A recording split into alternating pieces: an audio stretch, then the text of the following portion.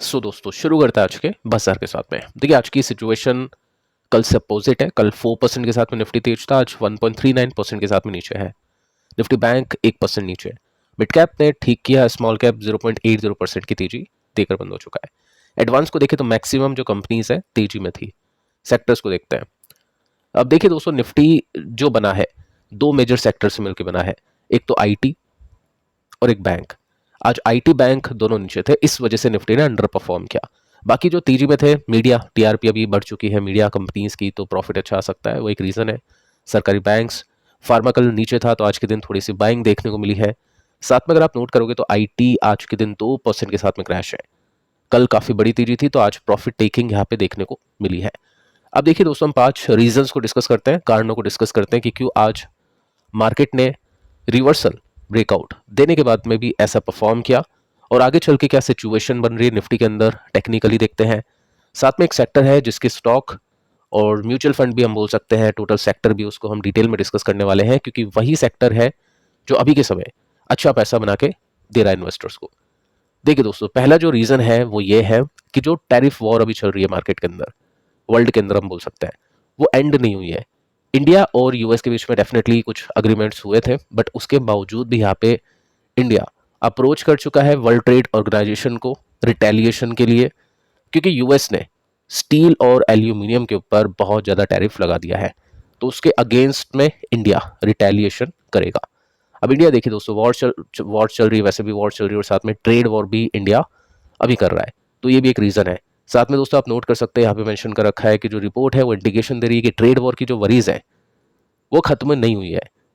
Definitely यहाँ पे negotiation हुए हैं यूएस इंडिया के बीच में, लेकिन ठीक है अभी भी यहाँ पे कुछ ना कुछ वॉर चल सकती है टैरिफ की वजह से, तो वो एक रीज़न है। सेकेंड रीज़न की बात करें तो प्रॉफिट बुकिंग आज देखने को मिली है, 4% की तेजी बनी है कल के दिन, और उसकी वजह से थोड़ी सी प्रॉफिट टेकिंग यहाँ पे आई है। एक इंटरेस्टिंग डेटा दोस्तों अगर आप देखोगे ना तो आपको पता चलेगा कि कॉम्बिनेशन एफआई और डीआई की बाइंग का कल के दिन कितना था, 2694 करोड़ का था, 2694 करोड़ का था दोनों को मिला के। लेकिन मार्केट ने तो काफी बड़ी तेजी दिखाई, 4% के साथ में गया ऊपर। ठीक है, तो इसका मतलब यह है कि जो तेजी बनी है मार्केट के अंदर वो शॉर्ट कवरिंग की वजह से बनी है, और उसके साथ में एचएनआई जो हाई नेटवर्थ इन्वेस्टर्स होते हैं, साथ में जो रिटेल इन्वेस्टर्स होते हैं, उनकी बाइंग की वजह से बनी है। तो इंस्टीट्यूशंस ने इतनी बड़ी बाइंग नहीं करी जितनी बड़ी बाइंग एचएनआईज ने और रिटेल इन्वेस्टर्स ने की है। साथ में शॉर्ट कवरिंग भी देखने को मिली है। शॉर्ट कवरिंग आपको बताइए कि मार्केट को जब गिराना होता है सेलर्स को, तो वो पहले बेचते हैं और फिर उसके प्रॉफिट निकालने के लिए, क्योंकि ऊपर बेचेंगे तो नीचे उनको लेना पड़ेगा, तो शॉर्ट को कवर करना पड़ता है। तो शॉर्ट कवर करने के लिए उनको बाय करना पड़ता है, तो वैसे भी बाइंग आती है। तो ये रीजन है यहाँ पे मार्केट के चलने के पीछे का।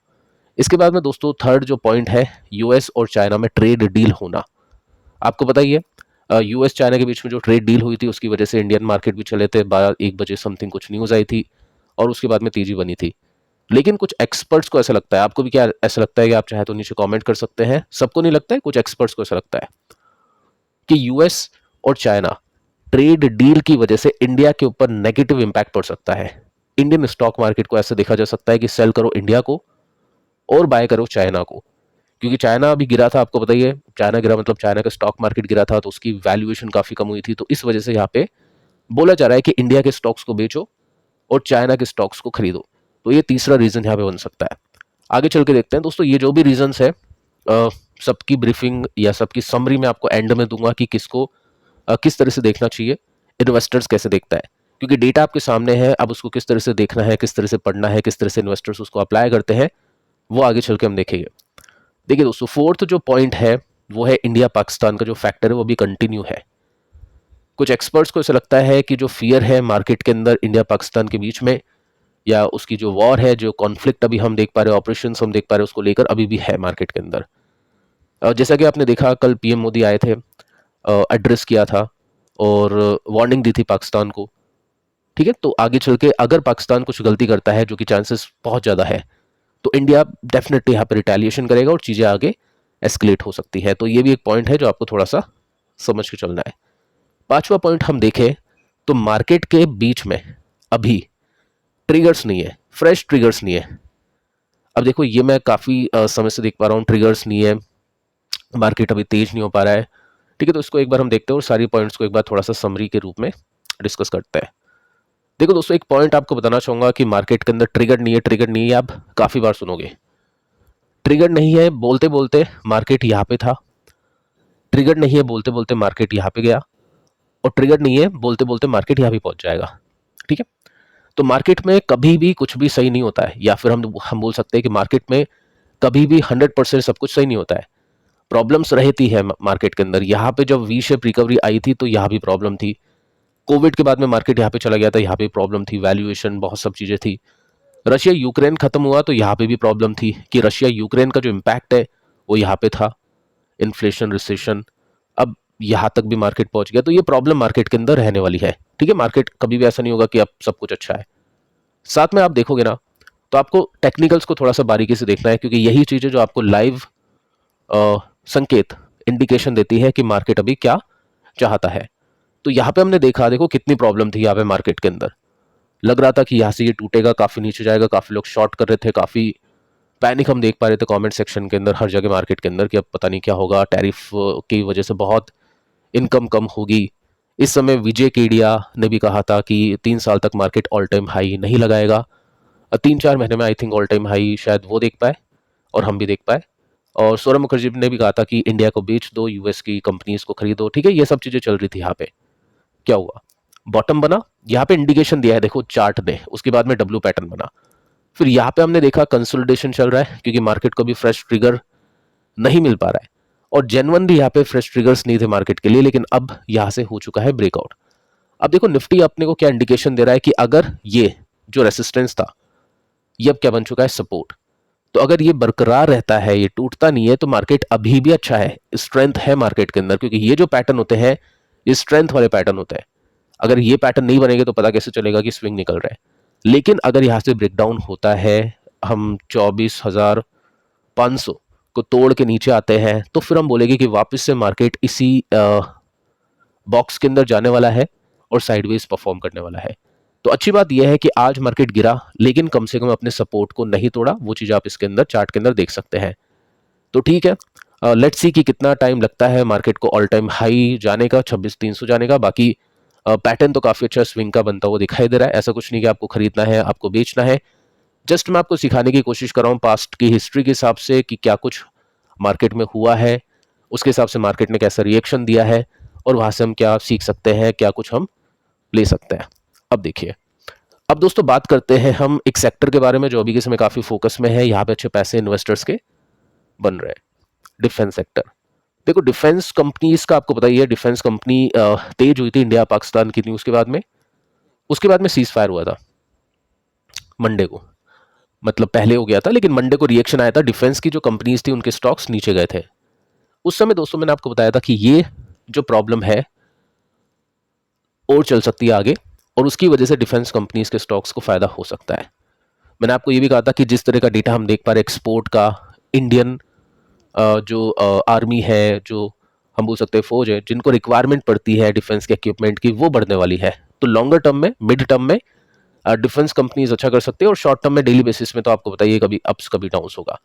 तो आज के दिन वापस से डिफेंस कंपनीज के स्टॉक चलने लगे, आप देख सकते हैं। और यहाँ पे चाइनीज जो डिफेंस कंपनीज है उनके स्टॉक गिरने लगे, 9% के साथ में गिरे, और अपने 9, 10, 12, 13% के साथ में स्टॉक्स चले। अब इसके पीछे का रीजन क्या है वो आपको बताइए। पीएम मोदी आए थे, एड्रेस किया था, इंडियन आर्मी से बातचीत की थी, और उसके बाद में काफी सारी बातचीत हुई है। मेड इन इंडिया इक्विपमेंट के ऊपर डिस्कशन हुआ है कि काफी जो आर्मी यूज कर रही है इक्विपमेंट्स, वो काफी सारे इक्विपमेंट्स हम बना चुके हैं, या इंडियन जो कंपनीज है वो बना चुकी है। आगे चल के हम देखते हैं कि क्या कुछ यहाँ पे बातचीत की है। देखिए दोस्तों, ऑफिशियल डेटा देखते हैं सबसे पहले, क्योंकि ये देखना काफी इंपॉर्टेंट है, जिससे अपने को पता चलेगा कि मार्केट में अभी क्या चल रहा है सेक्टर के अंदर। देखो कंट्री का जो डिफेंस मैन्युफैक्चरिंग है वो टच कर चुकी है 1.27 लाख करोड़ फाइनेंशियल ईयर 24 में। अब ये 174% का जंप है 14 से लेकर 15 के 14 से लेकर अभी तक के लिए हम बोल सकते हैं 10 साल के अंदर 174% का जंप है। अब ये जो इनिशिएटिव मतलब ये जो जंप आई है, ये मेक इन इंडिया इनिशिएटिव की वजह से आई है। साथ में दोस्तों अगर आप देखोगे तो एक्सपोर्ट, ये देखना काफी इंपॉर्टेंट है, क्योंकि इंडिया की डिमांड तो है ही, उसके साथ में वर्ल्ड की भी काफी बड़ी डिमांड है, उसको हम पूरी करेंगे। तो डिफेंस का जो एक्सपोर्ट है वो हिट कर चुका है 21,080 करोड़ तक। अब ये 30 गुना बढ़ा है, 30 फोल्ड यहां पे हुआ है एक डिकेड के अंदर, या 10 साल के अंदर हम बोल सकते हैं। अब साथ में आप देखोगे तो हम शिपमेंट करें 100 कंट्रीज को, 100 कंट्रीज को, तो ये काफी बड़ी बात है। तो डेटा काफी अच्छा है। साथ में अगर हम देखें तो अपनी कुछ मिसाइल से, कुछ प्रोग्राम से जो काफी हेल्प कर चुके हैं अभी इंडिया पाकिस्तान के बीच में जो कॉन्फ्लिक्ट चल रहा है उसके अंदर। जिसमें प्रोग्राम की बात करें आकाश मिसाइल है, ड्रोन्स की बात करें तो बेंगलुरु में कुछ कंपनीज है जिन्होंने ड्रोन्स बनाए हैं, वो भी अपन ने मिलिट्री डिमांड पूरी हो चुकी है, उसकी वजह से भी काफ़ी अटैक हमने किए हैं। बाकी S-400 ये सब चीज़ें आपको पता ही है, रशियन काफ़ी सारे इक्विपमेंट्स हैं जो हम यूज़ कर चुके हैं। लेकिन आगे चल के जो बातचीत की है कि हम उस तरह के जो इक्विपमेंट्स है खुद बनाएंगे, और उसकी वजह से डिफेंस कंपनीज के स्टॉक्स में अच्छी तेजी बनी है। अब देखिए क्वेश्चन ये बनता है कि अभी तो इंडिया पाकिस्तान के बीच में टेंशन थोड़ी सी हल्की हो चुकी है, क्या ये आगे बढ़ेगी क्या? देखो मुझे पर्सनली ऐसा लगता है कि पाकिस्तान वापस से कुछ ना कुछ हरकत कर सकता है कुछ टाइम के अंदर। हो सकता है 1 महीने, हो सकता है 2 महीने, या हो सकता है उससे कम टाइम के अंदर। मेरा पर्सनल ये व्यू है डेटा को देखते हुए, चीज़ों को देखते हुए, क्योंकि इस बार जो अटैक किया है, जो ऑपरेशन हुआ है, देखो पहले जो 2 ऑपरेशन हो चुके हैं, सर्जिकल स्ट्राइक हो चुकी है, साथ में हमने एयर स्ट्राइक की थी, तो काफ़ी लोगों की एक्सपेक्टेशंस थी इंक्लूडिंग पाकिस्तान कि इस बार भी इंडिया कुछ ऐसा ही करेगा जिसमें इतना ज़्यादा डैमेज नहीं करेगा। लेकिन इस बार जितना नहीं सोचा था उससे ज़्यादा कर दिया, या जितना सोचा था उससे कहीं गुना ज़्यादा कर दिया।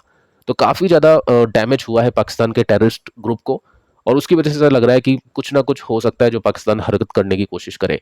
तो ये एक पॉइंट है, अगर ऐसा हुआ तो डेफिनेटली यहाँ पे इंडियन आर्मी भी कुछ ना कुछ कदम लेगी, और उसके लिए डेफिनेटली जो इक्विपमेंट्स होते हैं उसकी रिक्वायरमेंट होगी, और डिफेंस कंपनीज के स्टॉक्स इसी वजह से अभी तेजी आपको दिखा रहे हैं। आप डिफेंस कंपनीज के स्टॉक्स को देखें, BDL ने अच्छी तेजी बनाई, 11% की तेजी यहाँ पे बनी है, और ये अपना स्विंग कंप्लीट कर चुका है। डिस्कशन इसके ऊपर भी किया था काफ़ी बार कि डिफेंस कंपनीज में कुछ कंपनीज है, टॉप 4-5 कंपनीज है जहाँ पे अच्छी खासी तेजी बन रही है। पैटर्न का ब्रेकआउट्स अगर आपने देखा हो तो यहाँ पे आपको पता चला डबल बॉटम बनता है, यहाँ पे एक ब्रेकआउट मिला और ये स्विंग कैप्चर किया अच्छे वॉल्यूम के साथ में। लेट्स सी अगर ये ब्रेकआउट करता है तो फिर यहाँ पे और अच्छी तेजी की एक्सपेक्टेशंस हो सकती है। HL इसने 4% की तेजी दिखाई, और यहाँ पे गैप अभी बाकी है। अच्छी बात है फॉर इन्वेस्टर्स, ऐसा कुछ नहीं कि आपको खरीदना है बेचना है, जस्ट मैं बता रहा हूँ कि कहाँ पे स्टॉक अभी ऑल टाइम हाई पे पहुंच चुके हैं, कहाँ पे अभी थोड़ा सा गैप बाकी दिखता है। बाकी दोस्तों रिवर्सल इसने भी दे दिया है। मस्टॉक की बात करें तो 4% के साथ में तेज है, ये स्टॉक ऑल टाइम हाई पर पहुंच चुका है। यहाँ पे कोई बड़ी तेजी आती है अच्छे वॉल्यूम के साथ में जिसमें अच्छे न्यूज़ हो सकता है हम इस तरह के पैटर्न्स को देख पाए, क्योंकि ब्रेकआउट के बाद में काफ़ी बढ़िया तेजी इनमें बनी है। पारस डिफेंस 3% की तेजी को देकर इसने क्लोज किया, ऑल टाइम हाई और अभी के बीच में थोड़ा सा गैप इसमें बाकी है। अब देखिए दोस्तों ये तो डिफेंस कंपनीज हो गई। सेक्टर का फंड देखें, जो इंडेक्स देखें, निफ्टी का इंडेक्स है जिसने 1 महीने में 14% के रिटर्न्स दिए हैं। यहाँ पे एक दिन का गेन अगर आप देखोगे तो बस जस्ट आपको 1% देखने को मिलेगा, लेकिन कल इसकी NAV अपडेट होगी तो कल आपको अच्छी तेजी देखने को मिलेगी, क्योंकि आज के दिन डिफेंस कंपनीज के स्टॉक्स ने काफ़ी अच्छा परफॉर्म किया है। अब देखिए यहाँ पे क्या है, एक रिवर्सल आ चुका है, ठीक है, लेकिन अभी तक ऊपर पहुंचा नहीं है, क्योंकि इसकी जो टॉप होल्डिंग है वो HAL है, और उसके हिसाब से ये परफॉर्म कर रहा है। अगर आप कंपनीज टू कंपनीज जाना चाहते हैं तो डेफिनेटली कुछ कंपनीज ऑल टाइम हाई भी पहुंच चुकी है, तो उसमें इन्वेस्टर्स को फंड के मुकाबले में ज़्यादा बेनिफिट मिला होगा, ज़्यादा फायदा मिला होगा। और कुछ कंपनीज ऐसी भी है जो इस फंड से नीचे भी है, कुछ कंपनीज ऐसी भी है कुछ जो इस फंड से ऊपर भी है। तो डिपेंड करता है इन्वेस्टर्स के रिस्क के प्रोफाइल के ऊपर। 18 कंपनीज है इसमें, और टॉप 5 कंपनीज की बात करें तो ये कंपनीज आप नोट कर सकते हैं इनके नेम्स के साथ में। तो फिलहाल दोस्तों इस वीडियो में इतना ही। कल की दोनों वीडियोस भी आपने देख ली होगी, नहीं देखा हो तो आप इसको भी देख लेना, काफी इंपॉर्टेंट है। मिलते हैं नेक्स्ट वीडियो में, तब तक के लिए बाय बाय।